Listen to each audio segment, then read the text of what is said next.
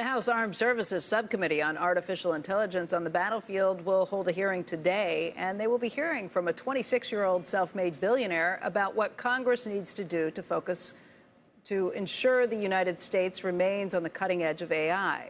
Emily Wilkins joins us right now with more on that. Emily, good morning.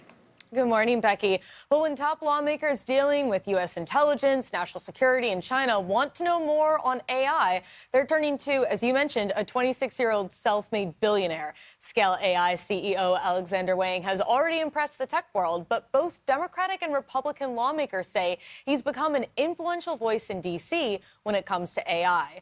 He'll be testifying today in front of a panel on the use of AI in the battlefield. His message is that if Congress doesn't move quickly on regulations and funding, the U.S. will be behind other nations.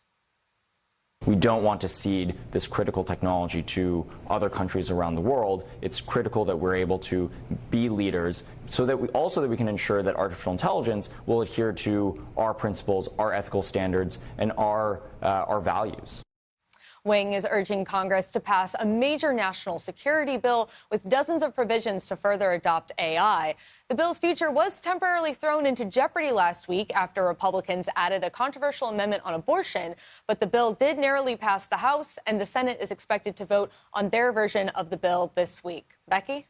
Emily, what are the odds that they get a clean bill that they can pass on, or will there be that writer and others that are attached just because AI is something that you can find a little bit of common ground with? I mean, I think for sure we are going to see some stuff with AI. As far as the more controversial amendments, look, this is a bill that authorizes funding to fund our troops, and there's not a single member of Congress that wants to be seen voting against that. So I think ultimately they will find a way to get this done.